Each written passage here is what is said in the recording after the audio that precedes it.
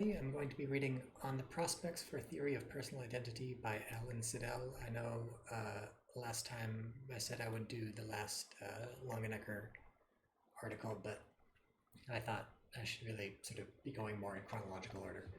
And I took a look at the last two streams, which were also my last stream, which is also my first stream, and Hypernomicon, this program right here, it wasn't showing up. Most of the windows, only sort of the main window was showing up. So I fixed that now, and I also adjusted my volume a bit, so maybe it's better, I don't know, but we'll see. So let's get started on this article.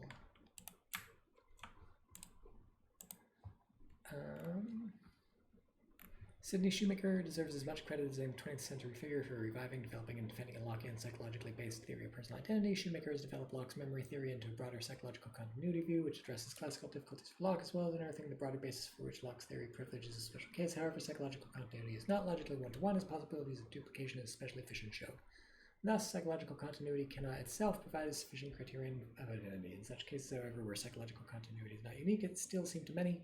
Shoemaker included that what matters in identity is preserved in each psychological continuant. For instance, if both continuants are identically related to the original so that neither can sensibly be identified with the original over the other, still this should not be seen as the death of the original nor the end of people who are under obligation for as the position of desert or responsibility, or who are under obligations for or in positions of desert or responsibility for his or her actions. I shall call this claim that survival does not require identity, and that is an end note.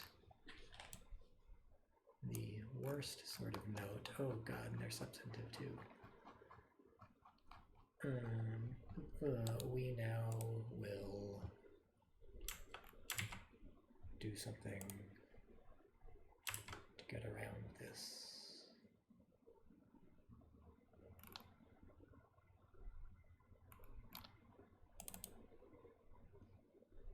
Okay, so this will be our notes copy.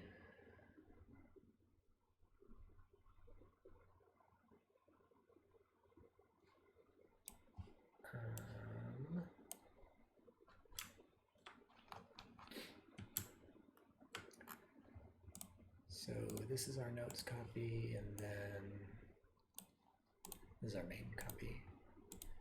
So great. I should note that Shoemaker is strongly inclined to think that survival, like remembers, implies identity, and so does not like this formulation, but it's familiar to readers of Parfit, and I don't think we need an ordinary term which has a verb form as an X survives in Y, or Y survives X, where efficient offshoots, for instance, can be the values of Y. No other term does a good job. Yep, great, fine.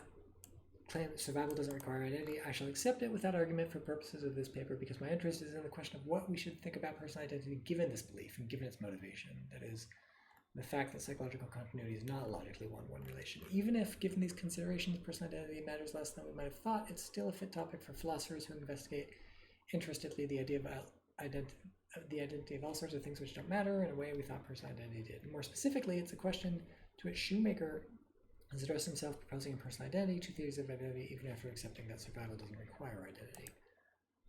And that's just the book. My purpose will be less to criticize Shoemaker's proposals than to use them to ask what becomes of such an investigation given this assumption. I want to argue first that once we divorce identity from survival, we lose the characteristic method for investigating personal identity, and that some of what we were supposed by psychological theorists to have clearly established conclusions, such as that identity doesn't require having the same body, have not really been established, and that indeed all the supporting thought experiments are up for reconsideration. Second, I want to argue that there's probably no fact of the matter as to which is the correct theory of personal identity, or whether in unusual cases, basically all those in which items that always actually go together, when and only when there's a clear case of personal identity come apart, the individuals in question are identical. And even if there is, this is an uninteresting matter of conventional linguistic agreement. Whether there is or is not a fact of the matter here, or investigations into the nature of personal identity ought to be replaced by and re-articulated as inquiry into what sort of person concept we ought to employ. So this sounds very interesting. I'm not sure why I haven't heard of this article before the Longenecker stuff I was reading earlier today. This sounds really good. Teletransporting. Up until the last chapter of his portion of personal identity, Shoemaker champions the non-branching psychological continuity account. Just a citation. But in the last chapter, he presents an example which tempts him to favor the closest continuer theory. Both theories provide extrinsic criteria, violating the requirement of Williams and Wiggins that the identity of A at T1 and B at T2 depend only on the properties of A at T1 and B at T2 and the relations between them, including causal relationships as B is F at T2 because A was F at T1. I'm going to ignore that endnote because it's just citation. Shoemaker, however, thinks the requirement is based upon false views is what the rejection of the requirement entails. Though I have doubts about whether Shoemaker has properly diagnosed the source of the attraction of this only A and B principle, this need not concern us here. Shoemaker suggests two such mistakes. One, supporters of the criterion falsely believe that extrinsic criteria entail that identity can be contingent, and two, they may think personal identity has to be intrinsic because they think what matters has to be intrinsic and mistakenly think that identity is what matters. On one, I agree with Shoemaker that extrinsic criteria do not imply that identity can be contingent, but disagree that this provides the most important basis for accepting an intrinsic constraint. My reasons are basically those given by Mark Heller in the best candidate approach to diachronic identity. Oof. Do I have that downloaded?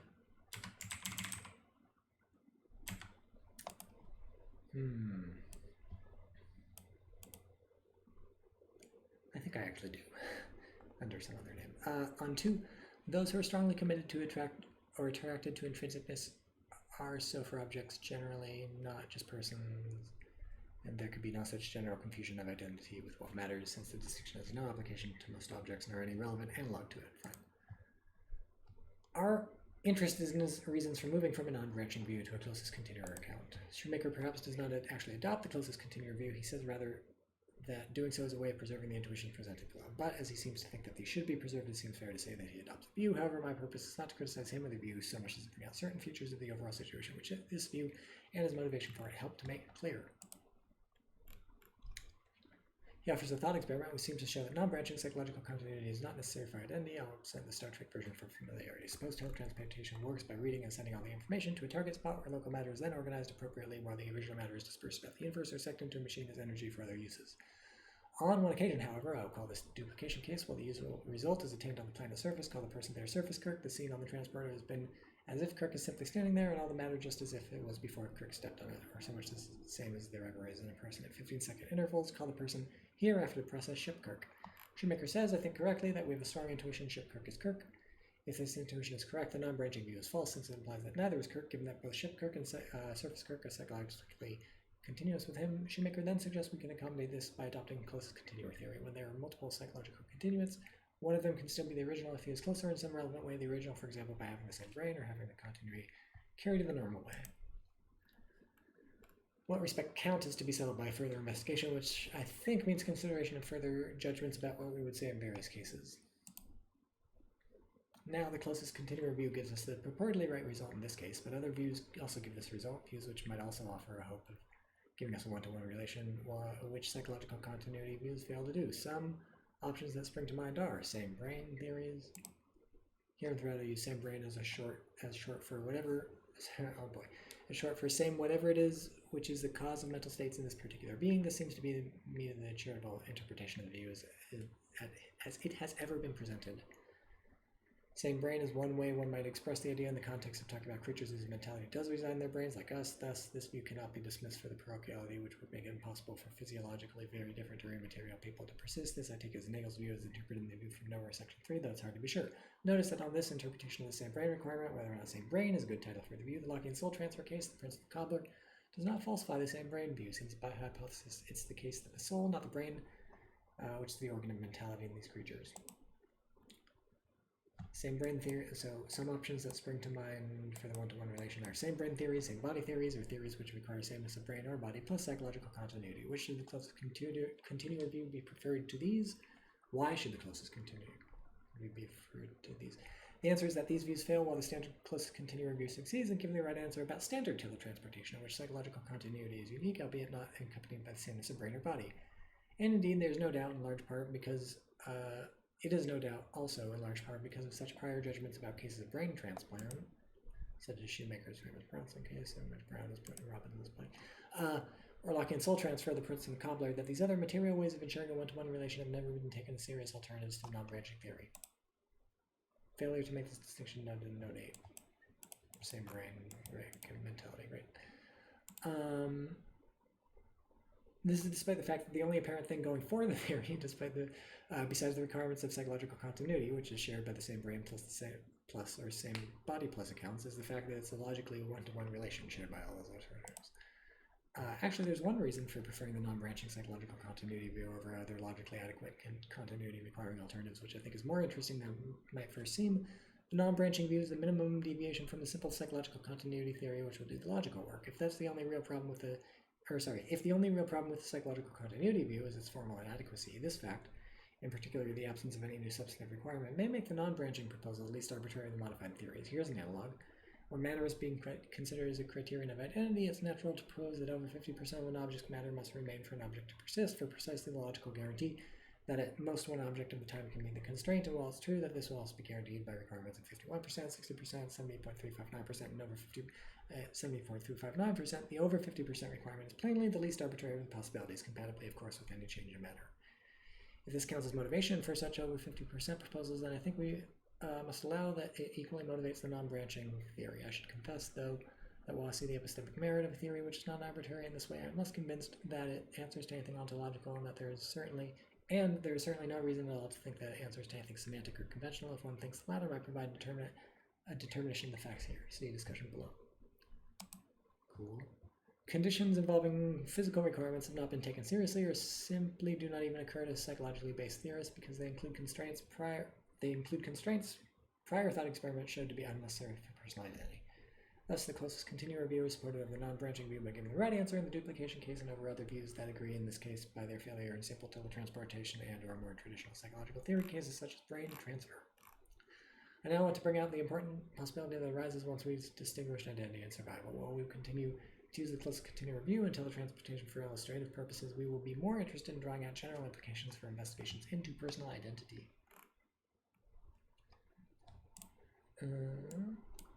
Being well acquainted with sufficient number, so the problem, identity versus survival and intuition revision.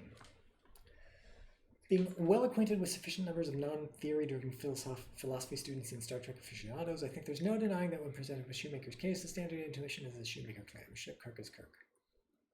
I think there was an episode of Star Trek where this happened with Riker, and he was on the planet and they were beaming him back, and he came back, but then later people realized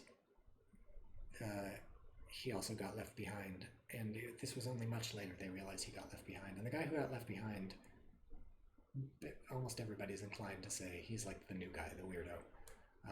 So I think it's just whoever we sort of focus on in the story, we take to be like, the sort of the guy where there's this uninterrupted narrative branch. We think is the guy if we're just watching Star Trek. However, such people also tend to believe that this is so. Surface Trek is not only not Kirk, but is a mere duplicate. That is the intuition held by people who have not yet distinguished identity for survival, and so who think the failure of the former is identified as embodied in Surface Kirk entails failure of the latter. But this cannot be allowed by anyone who has come this far with psychologically based views. Thus, this judgment as it stands is suspect for psychological theorists until it's clear when the identity judgment is only made through failure to take proper account of the fact that psychological continuity is present in Surface Kirk and in the general significance of this for what matters. We need to know whether the intuition remains even when all these facts have been made salient. I think this can be doubted, but for now, let's suppose it does. Okay.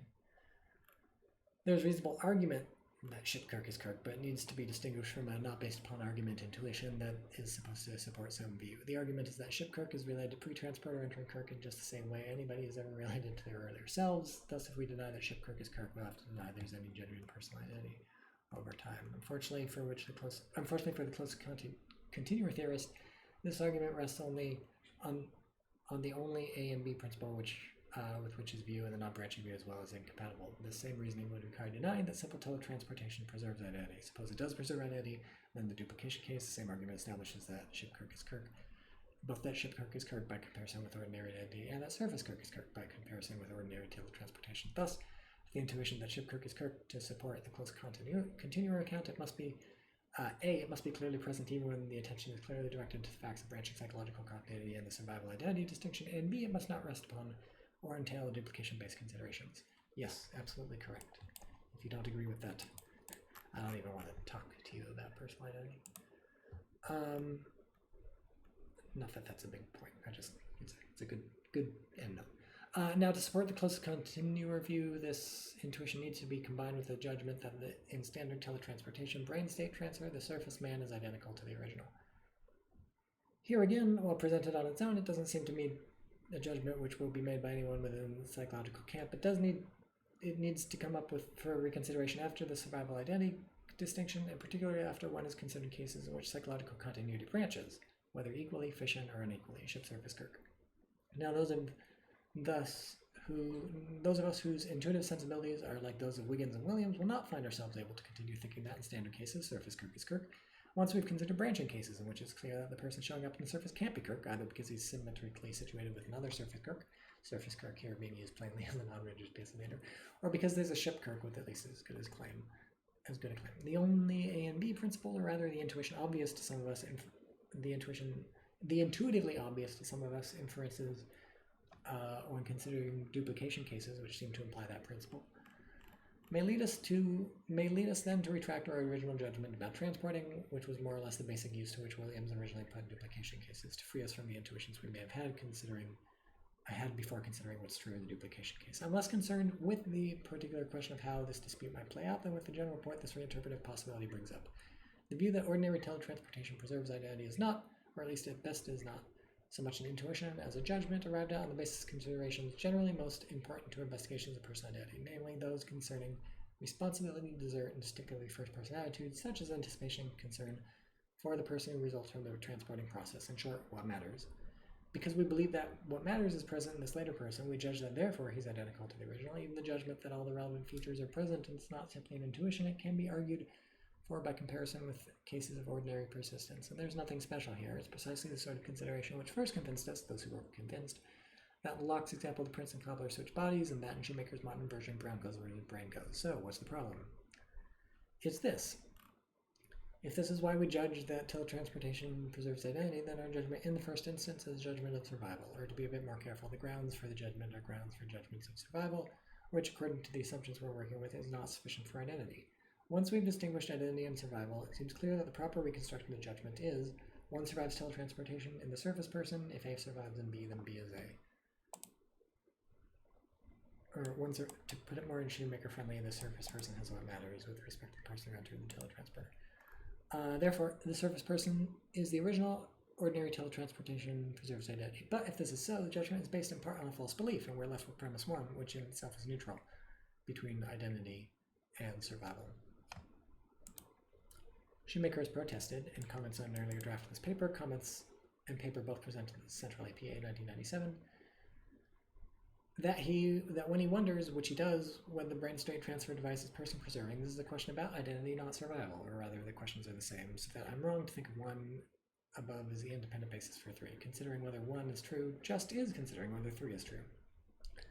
I don't think this can be so. Shoemaker argues that survival is an intrinsic matter, that this substitutes for the old idea that identity had to be intrinsic. But if this is so, that 1 survives in the product of teletransportation or the brain state transfer device, whether or not the original stays around is in the duplication case. Now, it is certain that the product is not identical to the original in the duplication case. The combination of these facts should, I believe, convince Shoemaker that the brain state transfer device and teletransportation are definitely not person-preserving, if what he's really judging is identity. This is not because ordinary teletransportation can't preserve identity. I don't mean here to presuppose that identity must be intrinsically determined. Rather, the point is that there is nothing else relevant to the judgment. If 1 survives, whether identical or not, in the non-duplicating case, then 1 survives for the exact same reasons in the duplication case. But these reasons can't include identity or anything that implies it, since that's absent in the duplication case. Thus, insofar as one is not sure whether these devices are person-preserving, and the full knowledge that they cannot be identity-preserving when duplication occurs, one must be fundamentally wondering whether the product has what matters, knowing full well that this doesn't suffice for identity. Sounds right. So this, by the way, may make it easier for one to change one's mind after being presented with branching cases, for it is quite clear that one can still maintain that one survives teletransportation. One may feel that that is all one was really committed to in the first place. It's clear, I hope, that this poses a general challenge about our psychological continuity, supporting judgments about personal identity, and is not specific to those about teletransportation. Wherever we have, before distinguishing identity and survival, judge that we have or lack a case of identity. See the end of this section for how some judgments of non-identity based upon the absence of what matters may be up for reconsideration. Apparently, on the basis of seeing that what matters is present, it's open to reconsideration whether what we really mean to judge, or at least what we are really warranted in judging or really willing to judge, is identity or merely survival. Let's look at the first as it arises with respect to the justification for the closest continuing review, and then we can apply it more broadly. Yeah, so far I agree. There's always a lot of tension in Parfait where he's talking about identity, but out of the other side of his mouth, he's like, but who really cares about identity? And he's, I think, when he settles on identity being non-branching, but non-branching is like just this trivial whether some button is flipped or something. Really, it's like identity, who cares? And then you have to start to get skeptical about whether, any of the stuff we talk about is identity. Okay. To recall, the closest continuing review is supposed to be justified by the combination of judgments that A, in the duplication case, ship Kirk is Kirk, but B, in the ordinary case, surface Kirk is Kirk, given the above, and perhaps even without it.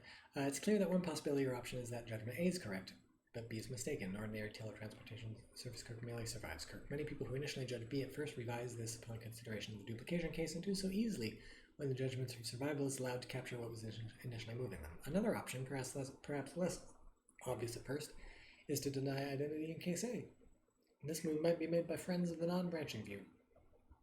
Sure, they will say, it seems pretty theoretically that ship Kirk is Kirk, but we know that judgment is suspect, going as it does with the dismissal of surface Kirk as a mere duplicate. Once we're clear that there is survival in both surface and ship Kirks, it seems that the only thing that can be made us judge that ship Kirk is Kirk is the fact that he has the same body, brain matter as Kirk. Of course, there's also the fact that he's intrinsically like later selves in clear actual cases of identity, but this would be deemed insufficient by friends of the closest continuing review, obviously. But since we know that sameness of matter, whether in body or brain, is not intrinsically relevant to survival, why should that count? Of course, it will be granted if there's ever is genuine identity, it will have to differ from survival in some respect that doesn't matter. Oh, okay. Yeah. Of course, it will be granted if there ever is genuine identity, it will have to differ from survival in some respect that doesn't matter. But distinguishing by whether or not there's multiplicity might be seen as the only non-arbitrary way to do this. I think that's Parfait's way. Thus, we should accept B and reject A, saying instead that Kirk survives both on the planet and on the ship. We now have 3 possible judgments about this pair of situations. I hope most of you either feel torn, or at least know pairs of people, one of which may be yourself, who will judge firmly in opposite directions or firmly say that one must withhold judgment. I also hope that this looks like a difficulty for defending any of the views, but before pursuing this, let us know the generality of the problem. We noted earlier that aside from judgment that standard teletransportation preserves identity, the judgment that ship Kirk is Kirk was taken to support the closest continuing review rather than the other views, which also judge this psychological continuity of the same brain or same body, because though these sorts of material requirements are supposed to have been shown to be unnecessary via earlier thought experiments such as Locke's Prince-Cobbler case, but now that we have the identity survival distinction, Locke's case and Shoemaker's Brownson case also come up for potential reevaluation. Are they perhaps not simply cases of non-identity survival? It's clear that the Prince-Cobbler case it's clear that the Prince body person is the cobbler. Is it still clear that the Prince body person is the cobbler, or that Brownson is Brown as opposed to each of the latter but surviving the former? Given these possibilities, are we still confident of our original judgments? Sure, they seem like cases of identity, but that was before we saw that we could accommodate what was driving us towards the judgment of identity, that what was justifying and providing an argument for it was the more neutral judgment of survival. I will use mere survival for survival without identity, while the judgment of survival is weaker than that of identity. That of mere survival is just as specific. But is there anything to make you doubt that we have identity in these cases? Maybe not, except that they are very unusual and there's nothing to make me for identity either, beyond what I've already allowed in the judgment of survival. Sounds right to me. The mere fact that one has already judged identity doesn't seem to tilt the balance, made as it was before noting the identity survival distinction. And while one might worry that those who now withhold or change their judgments are doing so just according to the answer to be contrary, one might equally worry that those who don't change or withhold their judgments do so not as a result of a very clear-headed reconsideration of the case in light of the identity survival distinction, but simply from inertia, feeling committed just because they've already so judged, even though that judgment was made with incomplete information. Thus, it seems to me, once we've made the survival identity distinction, these pre-distinction identity judgments are subject to reconsideration, so we are not, to this point, justified in rejecting views of personal identity with physical requirements. Notice that the consideration that no physical conditions matter cannot provide any objection to theories with physical requirements, since given that only psychological continuity matters, but it's not one-one. Whatever gives us a one-to-one relation will have to be something which in itself doesn't matter. Yeah. Maybe it's only survival for which there are no necessary physical conditions. Finally, albeit more tentatively, it's perhaps also possible that we need to reconsider the possibility of purely physical views, that to be the same person is to have the same brain, or to be the same animal, or to have the same body. We've only considered these so far as partial considerations to add psychological continuity, because it is clear that one can have the same brain or body without psychological continuity, and so we have judged that the Prince body person is not the same person as the pre-transfer Prince. But once identity and survival has been distinguished, should we think that the failure of survival entails a lack of identity? Maybe identity standardly, but not necessarily carries survival. Is it quite so obviously an error to say that the Prince body person is the Prince, but in an odd sort of case he doesn't survive him? Like a dead body is the Prince, but doesn't survive him. So long as the proponent of this view admits that when psychological continuity is lacking, the resulting identical person doesn't have what matters, and further that what matters can be present in some other person, as in the Prince Cobbler, he can at least describe the cases in the manner that is coherent and adequate as far as judgments of survival go. He will have to give up the entailment from identity to survival, but he may argue that it's worth it in theoretical gains, for instance, in not having an extra sort of object in one's ontology, in addition to animals and brands, which are there already.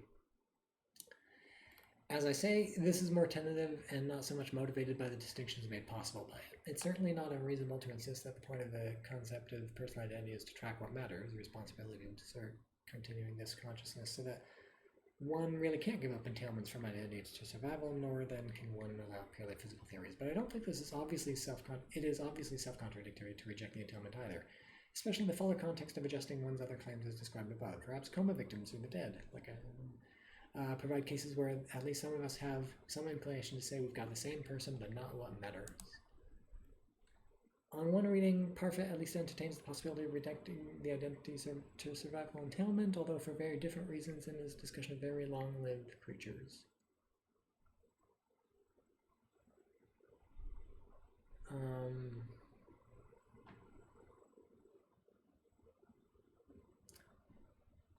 Does he say maybe it's identity the whole way for the long-lived creatures, but they don't survive when it's been long enough, or is it vice versa? Can't remember. Maybe I should check.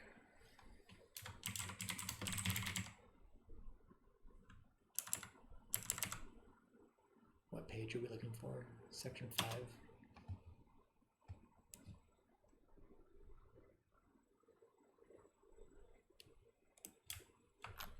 Why would this guy not cite page numbers? Who are we? What are we reading? What is this article?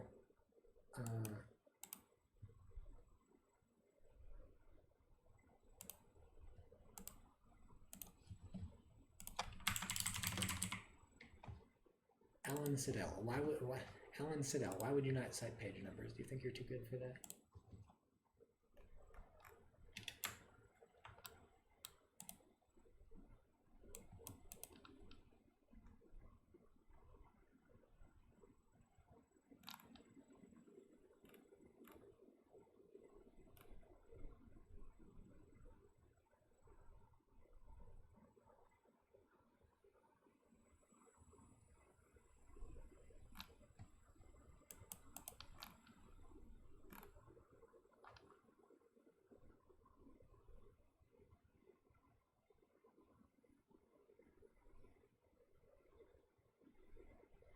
I don't know.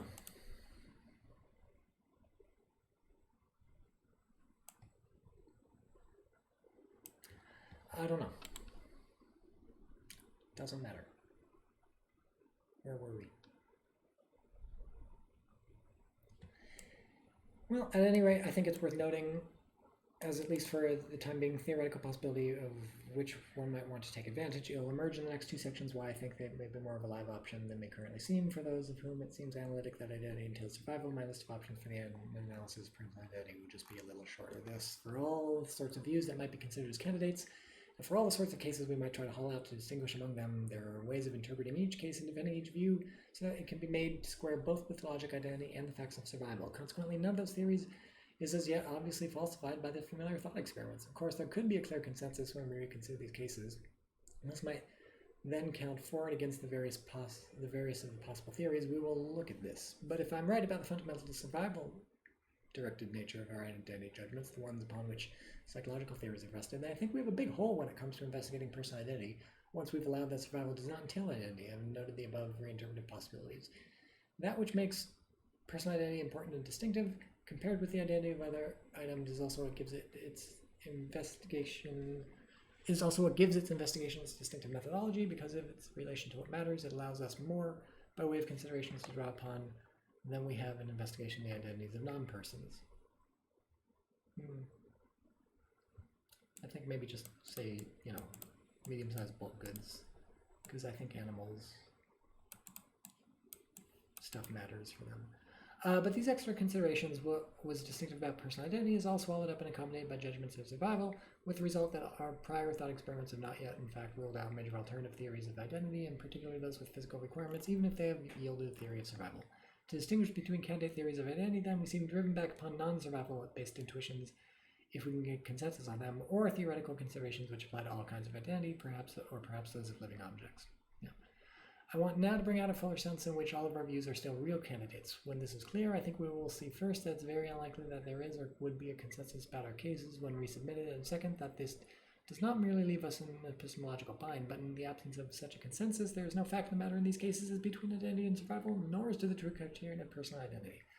So I've been ignoring hypernomicon this whole time. I think if I wanted to put the argument in here, basically I would take all the traditional arguments for the typical theories of personal identity, or maybe all the traditional theories of personal identity,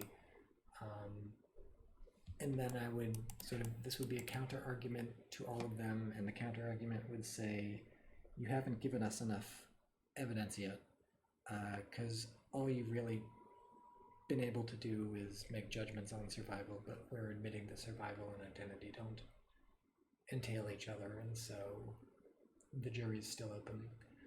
But I don't think I'm going to put that in Hypernomicon number 1, because I don't have my personal identity thing filled out enough for me to put that response to all the people to whom it's a response. Number 2, because I agree 100%, and I've sort of always already thought this, and so I don't know if it's worth putting it in, because what do I get? So instead, that'll just go in the work entry. So this is pages 351 to 351.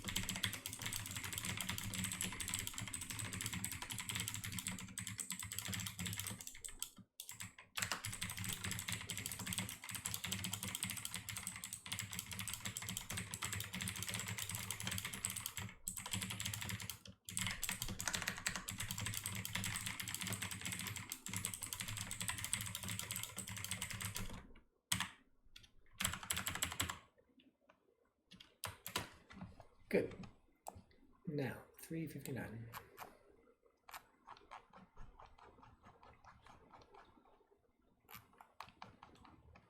A plethora of person concepts. Let's keep in mind that all the views we are considering agree that survival is what matters, and that doesn't entail identity, and that what matters is psychological continuity and maybe connectedness. In practice, no doubt a lot of people disagree about whether connectedness also matters, and if so, to what extent. However, all the options here can be overlaid upon any of these theories, so any disagreements here, which I think are real factual disagreements, are not relevant to the issue of deciding among candidate theories of identity, and so we can treat them as all in agreement on connectedness versus continuity. See blah blah blah. David Brink, hooray. Now, among those who so agree, we have seen that at least the following are possible accounts of personal identity. Be it T2 is the same person as A at T1, if and only if. Be it T2 has the brain that A had at T1. Remember the brain here? Yeah, I know. Be it T2 has the body A had at T1. B is the same living animal as A at 22. That's B prime. We might in the above also add the requirements that A and B be people, although we might be willing to waive this, claiming that person is only a phase sort of, whereas genuine identity given sort of is either brain or animal. Yeah, I feel like basically everybody has to say that. Personal identity has got to be like a misnomer for a lot of people. Be it T2, has it T2 the brain, A had a T1 is psychologically continuous with A, be it T2. B has a T2 the body, A had a T1 is psychologically continuous with A, B is not branching psychologically continuous with A, B is the closest continuer of A. Here are a couple of others which look like C and D, but might give different, might be different depending on whether their second clauses give the identity conditions for brains and bodies. B is psychologically continuous with A and has over 50% of A's brain. Over 50% of B's brain comes from A's brain. B is psychologically, yeah, blah, blah, blah. G and H might be thought plausible proposals for providing intrinsic criteria which will yield a logically one-to-one relation while requiring survival for identity. The possibility of fission is what might suggest that. They might seem plausible accounts of person identity, even if the 50% proposals weren't the ultimately best accounts of brain or body identity. The second part of the proposals, of course, are to handle the possibility of fusion. As they stand, F, G, and H will have to be worked up into transitive relations to be logically adequate. The most obvious idea would be to use the proposals to define a basic relation for neighboring T1 and T2, and then define identity on the ancestor of this relation, but there are alternatives, at least for F. See Nozick. Okay, yeah, close continuer.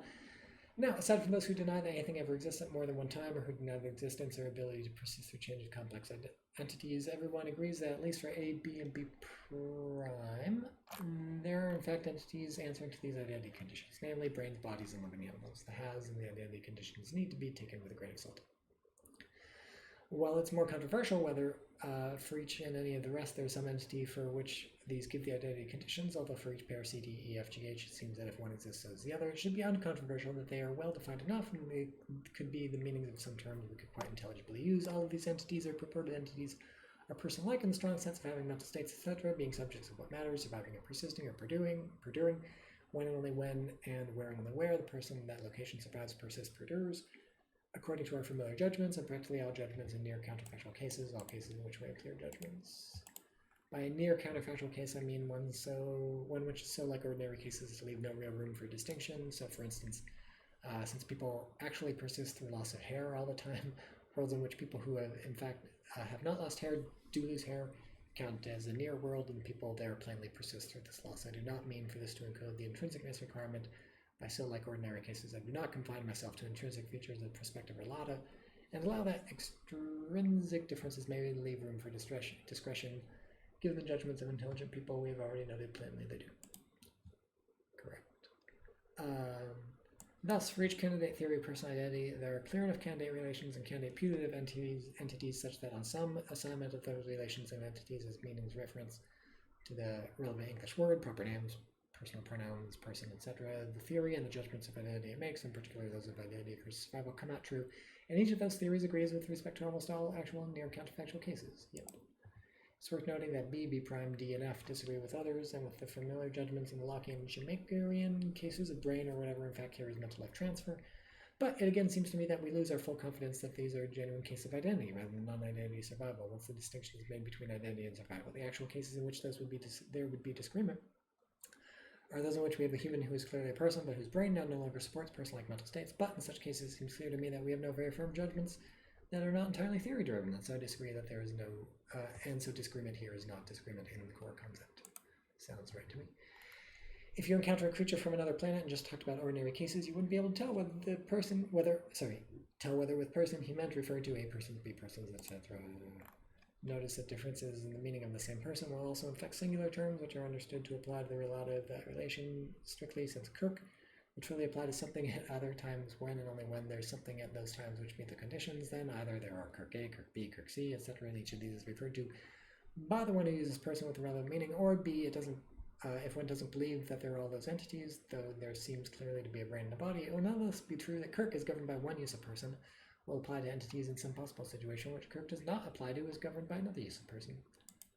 Yeah, seems right. For handiness, we can capture this by saying that all these criteria give person concepts, and so each of our theories is a real candidate, not just in the sense that it can be made to square with the facts of survival and the logic of identity, but also with all our clear uses of person, etc., in actual and near counterfactual cases. Indeed, if someone started out with only the actual and clear cases and understanding that survival is what matters, but it's not one-to-one, it might seem that each of the criteria simply reflects a different way that one might go on, or specify the concept so as to apply it to further counterfactual cases, where same as the brain and body and psychological community come apart. This fact combines with one more to make it, I believe, extremely unlikely that there is or would be a consensus among the informed as to whether, in our cases, we have identity or merely survival, or in some cases, identity without survival. Jennifer Whiting has aptly pointed out that such identity may appropriately be called mere identity. This is the fact that each of the theories is not only still possible in the sense spelled out, but each is motivated. Each can provide reasons by way of judging these more remote cases, or, if you like, for its way of extending the core concept to them. The same brain, same body views have the certainty that there is some object to which they answer, with some body views perhaps types perhaps thinking that this best allows the truth that we weigh more than 15 pounds, while same brainers accommodate our pre-theoretical intuitions about brain transplants. The views that combine brain and body with psychological continuity uphold the only A and B condition as opposed to the extrinsic views, but they also maintain the intuitive view that identity entails survival as opposed to the simple same brain body views. The difference between the same brain plus and the same body plus might reflect different attitudes toward whether, when individuating by matter, one should use all the things matter or only that which contributes to the characteristic form of the object. Here are psychological features. The close of continual review will appeal to those who simply see no reason to change their judgments unless they can be demonstrated to be false, and who don't see such demonstration in the only A and B condition. The non-branching view perhaps has the advantage of being closest to, or at least arbitrarily different from, the pure psychological continuity view, and it's arguable that our core concept really is simply given by psychological continuity plus the logic of identity. And of course, each theory can repeat some of these or provide some more as grounds for rejecting the others. These features combine to make each of the theories real competitors in a stronger sense than we have already indicated, and also, I believe, to practically guarantee that each theory and set of judgments will have some advocates. Each view and its associated set of case judgments has something to recommend it, but also some potential drawbacks, and different people find different combinations of pros and cons appealing. We already know that that people differ over the only A and B condition, also that some are more or less liberal or pure in their ontology in a way that will draw some toward but some away from pure brain theory or same body theories, A and B. To this we may add obstinacy and contrariness, which I think are understandable because they're indistinguishable from and so can merely hide behind not unreasonable principles. I judged identity, and the mere fact that I could judge survival doesn't give me reason to so change, on the one hand, and quote, the evidence is neutral between identity and survival, so one must opt for the weaker until more evidence is produced. On the other, is the weaker identity? We can thus expect disagreement about these cases and consequently no epistemological help. Or maybe it's survival and just and consequently no epistemological help from appeal to informed consensus. Sounds about right. Like before, I'm not putting this into Hypernomicon. This basically just elaborates on this. Not that I'm poo-pooing it. This is great stuff. I'm loving this article. Can't believe nobody ever. How have I not? I checked on Google Scholar who cites this, and it's a very small number, and I want to just go back again and look because it's like, why is this not a famous paper? Well, I don't know. Maybe it's not. So far it's just a grumpy paper, really. Water. From the epistemological to the ontological. Oh, sorry. There's a chatter, but it's a spam bot. Let me... Oh, I can't ban spam bots yet, so... Or I can, but not out of... Maybe I can...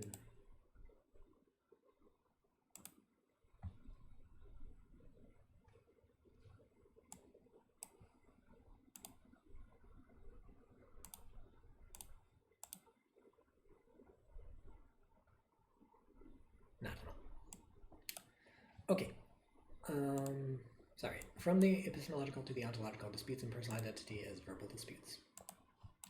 Having finally the strongest sense... I realize now that I'm not monitoring chat, but nobody's chatting because nobody's watching this. Having finally the strongest sense of real candidacy of all the strongest sense of the real candidacy of all the alternatives, we are now in a position to see that our problem may not be so much the epistemological one to figure out which theory and set of case judgments is true, but understanding how one of them can be true. For disagreements here to be real disputes about the nature of personal identity, or whether there is identity or merely survival in a particular case, our terms would have to be determinately fixed to one of these entities' relations, sets of identity conditions, that we could then be having different beliefs about that entity among the A person, A correct, B person, B correct, etc., that the given B is or is not identical to, or about that relation, that it does or does not hold, given the between the given A and B. Given the overlap of these entities, relations in practically all ordinary and near counterfactual cases, there seem to be only two ways in which is the same person could pick out just relation A, or could pick out just the A person. Is A person is not this, but it's just the one of the two we're comparing, and just given some, I don't know, it doesn't matter. Metaphysically, maybe there is only one entity here. Only one other relevant set, including other plausible candidates we've left out, actually gives the identity conditions for a genuine entity. Or semantically, if we have already somehow determined or decided that one particular set of conditions have a rule, either explicitly, unlikely, or implicitly, for example, by already being the fact about us that we have or would clearly settled on this, would have clearly settled on one set of answers in odd cases such as genuine or duplicative teletransportation, even after being clear upon the identity survival distinction. Now I'm paranoid about shit. And nobody's gonna be there. If neither of these works out, then there's no fact of the matter. Right.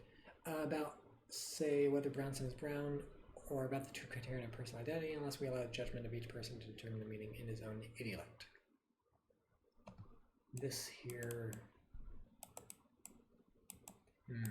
I wonder how close this is to, so the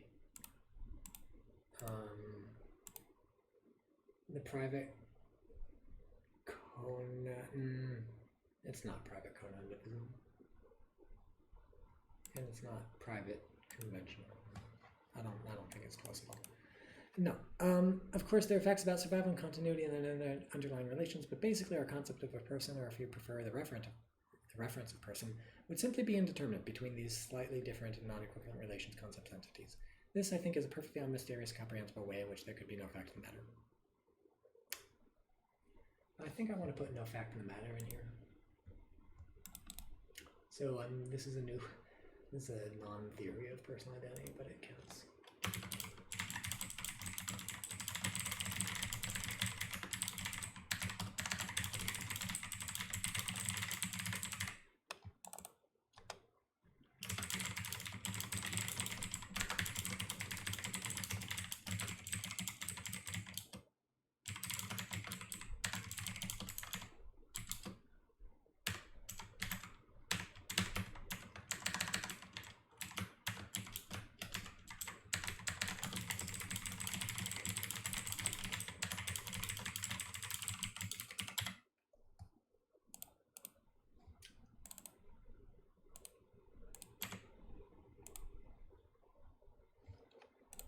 Nope, wrong button. What's the name? Oh, I spelled his name wrong.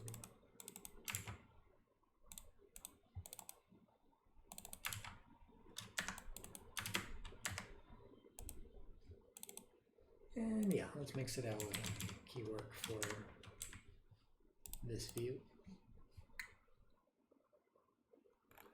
Now, the semantic account, resting as it does on consensus about further cases, seems very unlikely for reasons we have just discussed. More importantly, for present purposes, since the judgments about the cases are simply a direct decision on a criterion about what determine the reference of is the same person as and like here, or what determine the reference of the same is the same person as and the like here, then they hardly represent judgments about an independently focused upon identity relation, and such disagreements as there might be could not be seen as about whether, say, Brownson was really identical to Brown. Such disagreements could be only disagreements either in or about the use of relevant terms, and so are more verbal disagreements than disagreements about personal identity. By in, what's the in? Or disagreements either in the use of relevant terms. I mean the terms are used with different meanings. By about, I mean that there is disagreement about the word in what the word in fact means in public language both speakers purport to be speaking, or about how the word ought to be used. Okay, good. And if there is an agreement, then though there is a fact of the matter, the facts are trivial, it's determined by linguistic convention, which could well just as well have gone the other way, being equally true both past practice and the nature of persons. Okay, so we do have, this is the crack through which conventionalism enters. This being a Shoemaker-inspired paper, I should note that I don't at all think that he would find this result uncongenial. Shoemaker does write as if indeed what we are doing is precisely finding out how we are using the terms, though I'm less sure that he would be pleased to see this as contrasted with finding out the nature of personal identity. This is implicit in his lamenting the parochial nature of our concept of identity insofar as we allow, according to him, sameness of matter to make for unequal branching, but it's worth being explicit about this and seeing something we are committed to if we take this approach to identity in the post-fiction age. It's also worth noting that on this line, Shoemaker has vindicated for as long time, but since Quine minority advocacy of the view that these investigations are a priori conceptual and a priori. How are they a priori?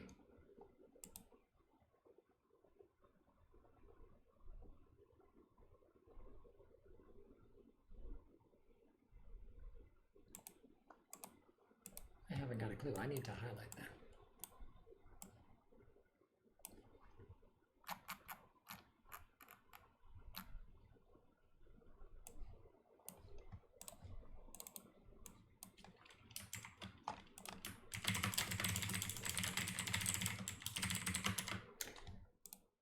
If anybody in chat can answer that.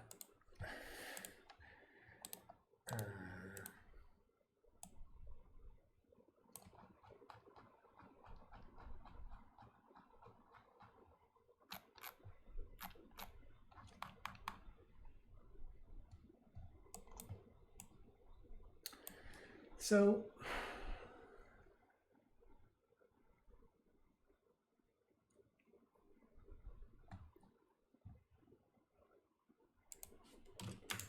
maybe they are a priori because it's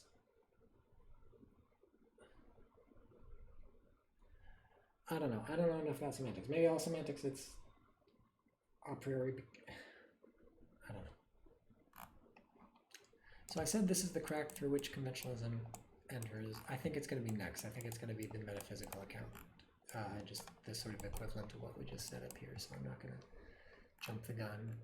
What, though, about the metaphysical account? This proposal fits the idea noted earlier that perhaps theoretical considerations about ontology or identity in general can determine among these theories and judgments, except now we're looking for semantic as opposed to logical determination. I've expressed some feeling for the only A and B principle, which if true would imply that there are no entities for which non-branching or closest continuer theories provide the conditions of identity, and also that ship Kirk is Kirk and that ordinary teletransportation results in survival, not identity.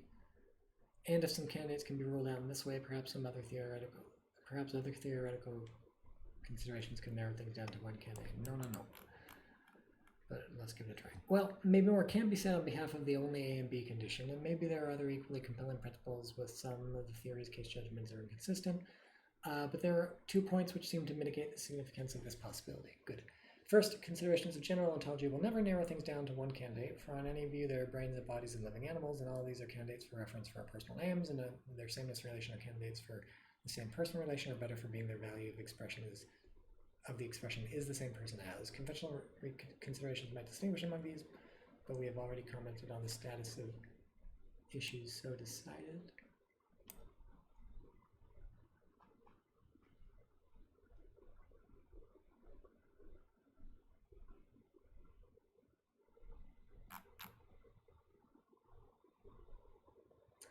So this, I think, is the crack in through which conventionalism enters, and it turns out to be the same as this. So now the question is, do I put this in Hypernomicon?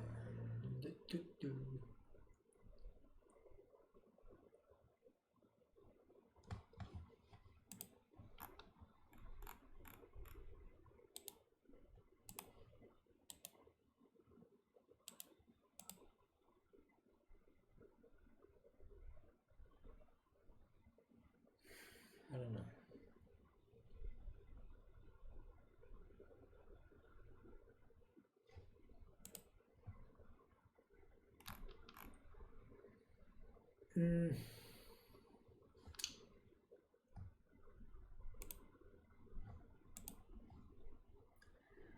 I think again I'm just going to put it as a note in the work entry.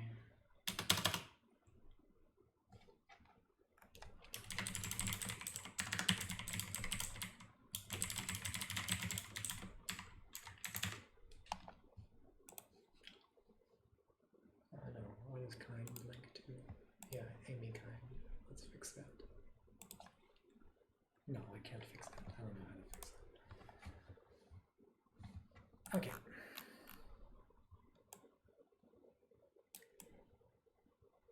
Second, however, and more important, the fact simply is that our language is not beholden to independent facts of ontology. As there are only two general sorts of metaphysical considerations which seem, I think, to have any hope of being relevant here, I'll consider them in turn and trust that their treatment will be illustrative for any other considerations which might be thought up. The first sort of consideration is ontological. Suppose it can be made out that while there are brains, bodies, and animals, there can be no entity which persists if and only if it has the same brain and psychological continuity or meets any other conditions. Perhaps on the grounds that implies that there can be two objects holding in the same place at the same time, which many judge to be impossible or incoherent. Would this show that the same brain plus psychological continuity view was mistaken, as well as all the rest other than the pure brain body animal views, and that the set of judgments about cases which it entails is inconsistent? I think not. Just as bachelor doesn't refer to a natural kind, so they may not pick out genuine entities. We could, after all, stipulate a term instead of related terms which seize the meaning, and as we already know, the use of such term would agree fully with our actual person terms, with that of our actual person terms, with the possible exception of the controversial cases. Perhaps at the end of the day, an austere ontology would have to say that the so-called reference of such terms are in some cases actually sequences of entities, or only temporal parts, but so what? Yeah, this is where some conventionalists go already. But, comes the reply, the question is not whether we could stipulate such use, but whether in the absence of stipulation it could be ruled out on ontological grounds in favor of the same brain or same body. Well, I think actual use does matter here. While sameness of brain and body may be better, theories about what our personal terms mean from the point of view of ontology, they're the weakest from the point of view of fitting our prior judgments about the relationship between identity and survival, and thus with particular judgments about identity, since they allow identity without survival, and even worse, allow that while B may be A, there may be a C who, while not A, is the sole survivor of A and so solely responsible for A and so B's past acts. This doesn't strictly rule out A and B. One can interpret it and explain why it may seem so bizarre while nonetheless being true. But by the same token, I think the supposed ontological failure of the other views cannot rule them out either. Furthermore, part of the issue here is whether we do have stipulation, for stipulation can be indirect via what we see in counterfactual cases. The question is whether, in the case of someone who says that, for instance, that B is not A, when B has A's brain and body but no psychological continuity, with A having either nothing or via transfer psychological continuity instead of the same C, we can be in a position to use true ontology to consider this person as expressing a false belief, or whether instead he should not be seen as in effect determining, stipulating, if you like, that he is not referring to the brain and body with A, and so has the same brain and body, and therefore not the proper interpretations for is the same person as. Of course, it might be that such a person, if convinced of the true ontology, would cease to so judge, but even here, we would have a difficult time saying that he was now coming to a true belief about the case rather than deciding to persistify his use of person in another different way. Yes, that sounds right.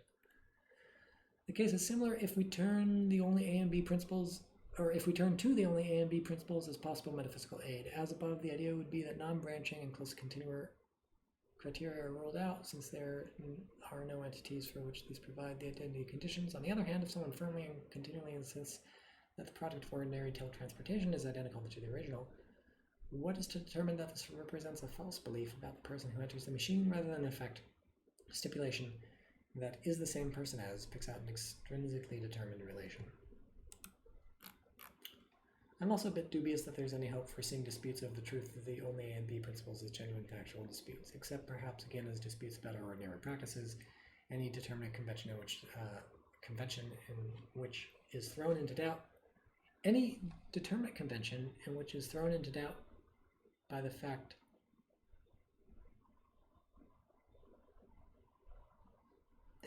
the sentence doesn't make sense so far. Maybe it'll make sense when I finish reading.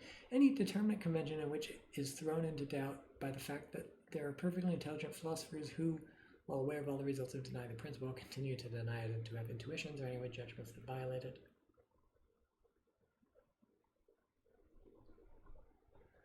I think maybe there's a grammar mistake in here, I'm not sure.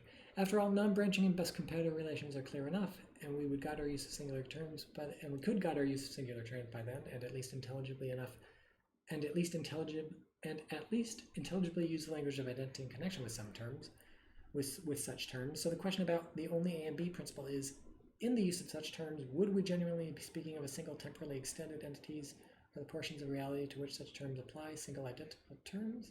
I find it very hard to see, I'm afraid, how this can be more than a disagreement about how to use terms like genuine persisting entity, which disagreement I can understand, but only as a normative dispute about language or even a metaphysical dispute, but only about how importantly different portions of reality which do not meet the condition about how importantly different portions of reality which do not meet the conditions are from uncontroversial genuine entities which do. Yes, that all sounds right. So I don't want to deny that there are metaphysical disagreements among the disputants here, nor certainly that such disagreements can be relevant to the question about how we ought to extend our core concept nor do I want to deny that disagreements about how we should extend these expressions may be genuine and important disputes, but none of these can decide the truth about personal identity either in general or in our cases. Unless we become conventionalists, right?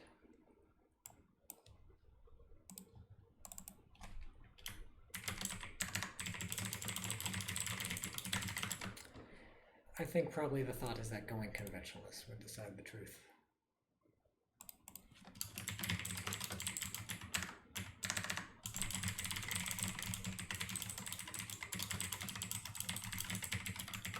And that to me seems right. I'm glad I made and solved that problem. I've been elucidating the way in which there may be no fact of the matter in terms of semantic or conceptual indeterminacy, but there is another line of thought here which, while perhaps ultimately the same, has for me a different feel, so I'd like to give it a spin. This idea may be seen as arising from a feeling that somehow there's no genuine difference between the proposal that Kirk really is Kirk and that he merely survives him, or similarly that in the good old brain transplant case, between the claims that Brownson is Brown and that he merely survives him. Each of the cases of claims that can be seen really says the same thing, but they are two different ways of describing the same reality, much as, according to Reichenbach, each of the three different geometry physics pairs are equivalent in ways of truly describing the physical world. The basic idea is this. Personal identity is not a brute fact. It somehow supervenes on or is constituted by psychological and or physical relationships obtained among persons and their states at times. Personal continuity is what matters. Psychological continuity is what matters, and it typically goes with sameness of brain and body. It's not, however, one-to-one, so it cannot itself be identity. Now consider Brown's brain transplant. All the facts that could be relevant to the question of Brownson's identity with Brown are clear. There is psychological continuity, sameness of brain, no branching, and no possibility of an equivalently placed duplicate. Brownson's whole psychological being has much less than half of Brown's T1 body, and plainly, if anything, is Brown's body. Read Brown's body rigidly. It's not Brownson's body, and we could add anything to the list, including how this case is like other cases, what we judge in those cases, and any facts of general ontology we might deem relevant. Now, can we describe this by saying that Brownson is Brown? Yes. Can we describe this by saying that Brownson is not Brown but only survives him? Yes. In either yes, we understand that to say this consistently, we'll have to say certain things about other cases and about the relation between identity and survival, etc. So in effect, it's a whole package to which we're saying yes. We start seeing the point when we see no inclination to ask, well, which is right? Of course, they have all what seem to be contradictory assertions, and so of course we realize we can't combine these descriptions, but we are not led, or at any rate need not be led, to therefore suppose that at least one of them is mistaken. Rather, the judgment is yes, you can put it that way, you can put it either way. And I think this is what's behind the thought that these two accounts say the same thing, that there is nothing that they are but notationally different ways of organizing the same hard facts. And you can say either is included, and in you can say either is included, I think, the judgment that neither way is required or ruled out by established use of terms. This is compatible, though, with thinking that one or the other way is better, either because it strains established use less or for more systematic reasons. Ultimately, to avoid contradiction, we must of course say that person, etc., are not used univocally in these different descriptions, and consequently that the expressions are ambiguous, and one may say that the proposal is, as above, simply that there is not determinacy of meaning reference to settle the case, thus the idea is the same. If so, that's fine. But one doesn't start off with ambiguity here, nor with the reification of the possible entities or meanings which could serve as semantic values, and so one isn't looking at the different things that are described, said by the competing claimants, although they are different, but at the sameness of the overall reality they describe, and that is what leads one to think there is no genuine difference, since fundamentally the disputed facts supervene upon facts about which everyone is in agreement. While there might be metaphysical disagreements, such as over the only A and B principle, and whether there are any entities for which C through H give the identity conditions, but as we've seen, a proponent of each theory can allow that these among the base facts, even if in fact they do not. So whatever differences there are here are not differences on which the theories as such disagree, and so we might say more carefully, the disputed facts supervene upon facts over which everyone is or could be in agreement. People can have verbal disputes even when they genuinely disagree about some fact, and one party takes that fact to suffice for the claim of the truth in position. A says Bill is racist, B says he's not, and A's claim is based on Bill's asking Joe, who is black, to bring him some coffee. The disagreement may well be verbal, each meaning something different by racist, even if B also doesn't think that Bill asked Joe to get him coffee. It may depend whether in B's denial his belief that Bill didn't ask Joe plays any role, which it may well not. By the same token, the sorts of friends of the various theories I'm talking about are those who, while they might disagree metaphysically with the friends of A, B, or of intrinsicness, would still hold their view even if they changed on those further metaphysical issues. And so, while there might be metaphysical disagreements, these do not constitute their disagreement over personal identity. Okay. Where were we? But the disputed facts supervene on. But these seem simply different ways of organizing these facts and properties. Through these lenses, it's hard to see the question is Brownson identical to or merely survival Brown, with he is Brown and but he survives them as giving the two different possible answers, different possible facts, as giving two different possible facts. Instead of, shall we describe this as Brownson's being Brown and all that's consistent with that, or as his just surviving him? Yeah, very conventionalist. Given the agreement of all of our criteria as person concepts, this seems pretty straightforward. This point pretty straightforwardly extends to all the odd cases and disagreement about them, and consequently to any disputes about the general theories of personal identity. All the theories are understandable and motivated ways of going on, and there is disagreement in understanding the claim that only one of them, and there is difficulty in understanding the claim that only one of them, or indeed any one of them more than the others, tells the truth about persons, unless this consists simply in our having agreed to talk in these ways, or just as a misleading way of saying, yeah, so conventionalism.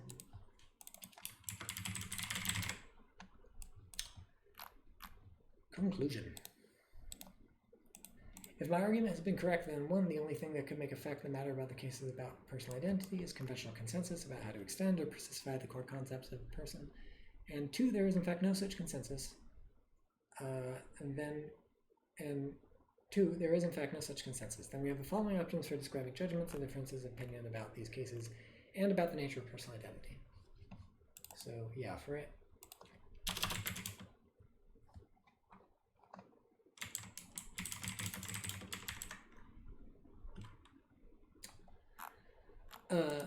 A.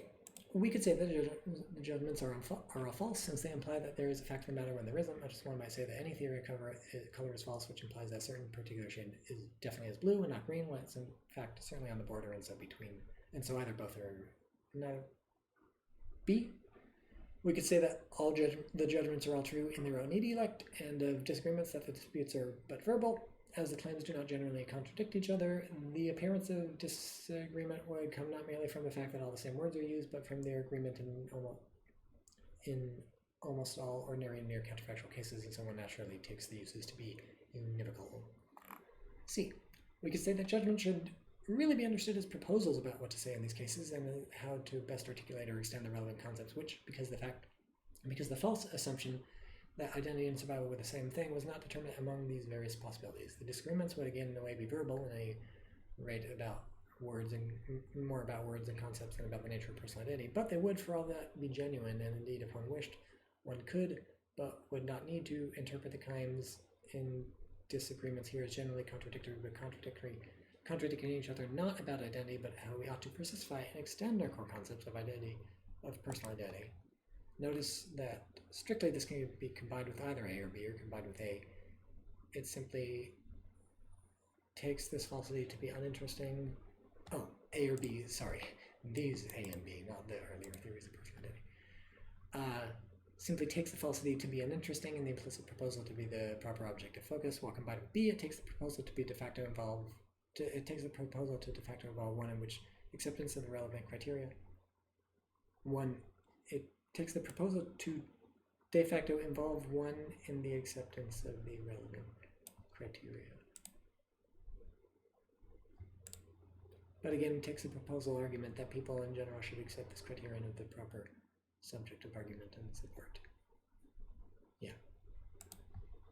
It should also be noted that such proposals and disputes among them could sensibly be supported by metaphysical considerations, though they would, of course, be just one sort of consideration among others. To the extent that such considerations are offered in these disputes, one could not actually establish the truth of the proposals. Thinking of them as offered in support of a proposal seems a promising interpretation. I like this. It seems to me unlikely that one of A through C is true. They seem alternative ways of describing the facts, although given details, I could see how either A or B might seem most appropriate. At any rate, whether or not the actual assertions are best understood as proposals, I think this is the attitude we ought to take insofar as we persevere in this area of inquiry. After all, even if, as I doubt, there is a true theory of personal identity and the fact of the matter among these various cases, this would only represent a conventional selection so this is, I'm just going to keep highlighting the conventionalism. Oh, sorry, I should have kept reading. This would only represent conventional selection of one among various possible person concepts for which there may or may not be compelling reasons beyond the mere fact of selection. So there may well be a better convention we could have. This is golden. So many conventionalists do not go in for this. So many conventionalisms, as far as I can tell, basically all of them, the latest ones, are like just running as fast as they can against this, away from this possibility, doing anything they can to avoid it. And it's like, no, this is the good thing in conventionalism. This is the marrow.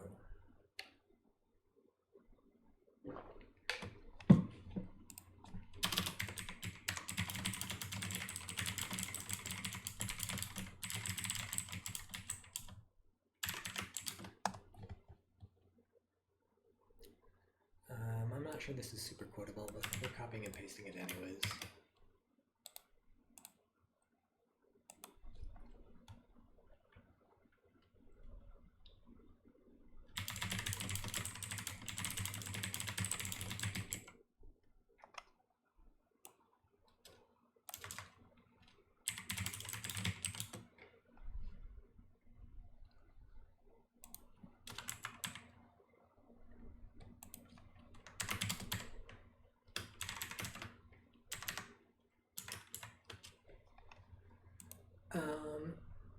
And so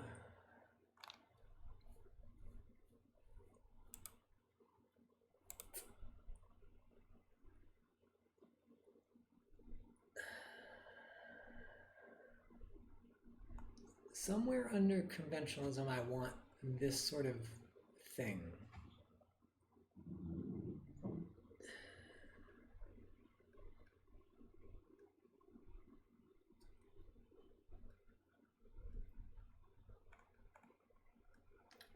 And the split is between those who buy this and those who don't. Basically everybody buys it. Or sorry, basically everybody doesn't buy it.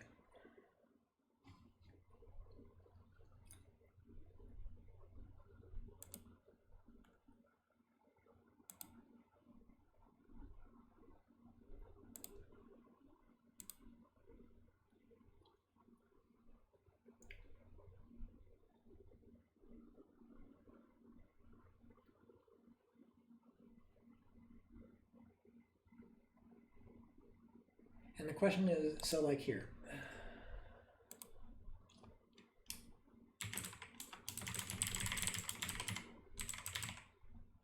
it's not, the debate isn't even are the conventions arbitrary, it's are there better, there's actually, there are two related debates. Okay.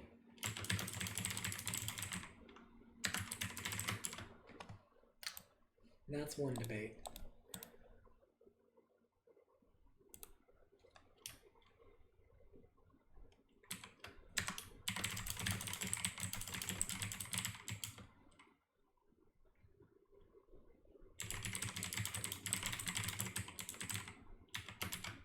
That's another debate.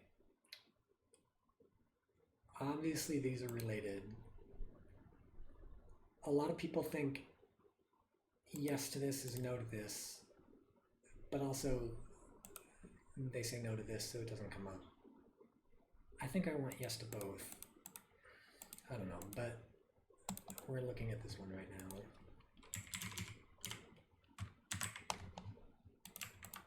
How do I, what's his name?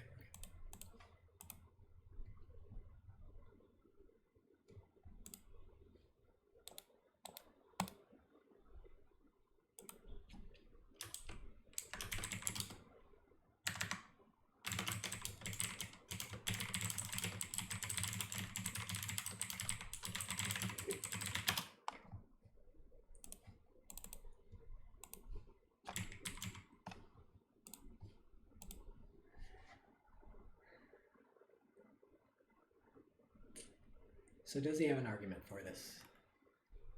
Let's keep reading. Whether or not I'm correct about there being, in fact, a consensus, I think what really matters on the topic of personal identity per se, as opposed to survival, is a normative question of what sort of person concept we ought to employ. To a certain extent, there is little to choose because of actual coextension of conditions. However, as philosophers, we undoubtedly think Parfait is amply illustrated for the case of personal identity. How we think about some counterfactual cases can deeply affect how we think about some phenomenon as actually instantiated. Here are some questions and considerations along those lines. Insofar as people do typically infer survival from identity, won't it be at least confusing to adopt a criterion which carries that implication? Won't it be least confusing to adopt a criterion which carries that implication? This would count against adopting one of the purely physical criteria. One consideration in support of non-branching views might be that of all the views that do require psychological continuity, it's the one that does not allow cases where what matters branches, yet one of the survivors is the original. This implication appears to license that survivors' greater claims and responsibilities, but is no such thing as warranted. We might want to avoid the appearance. Views that include bodily conditions are somewhat more publicly determinable than those that look at brains, or perhaps as Parfait sometimes seems to suggest. We ought in this realm to stop employing concepts which are answerable to logic of and so potentially suggestive of the significance of identity at all. Yeah, and so this is the quietest route.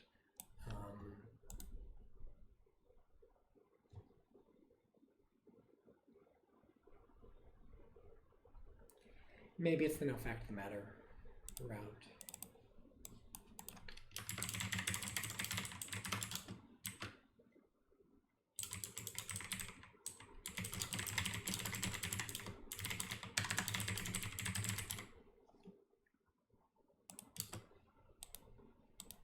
I don't know. But we're quoting this.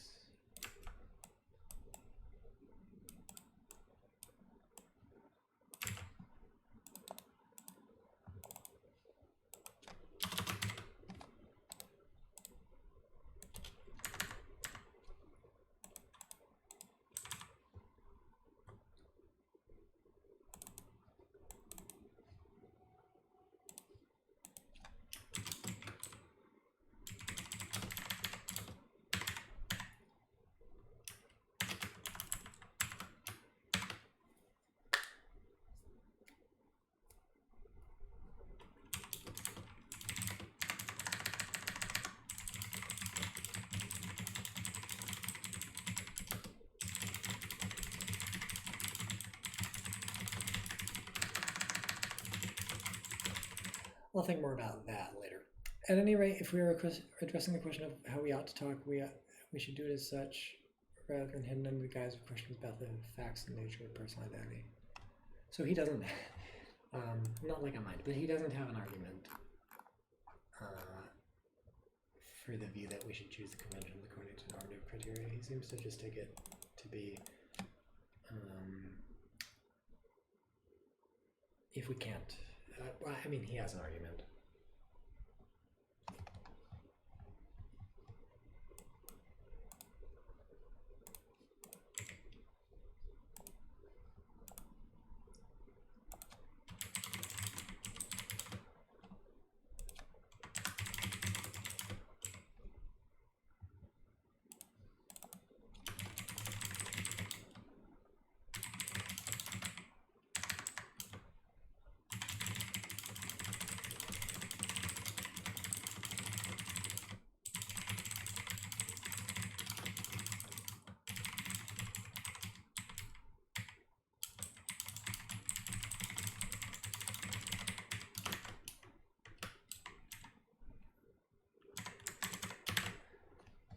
Good.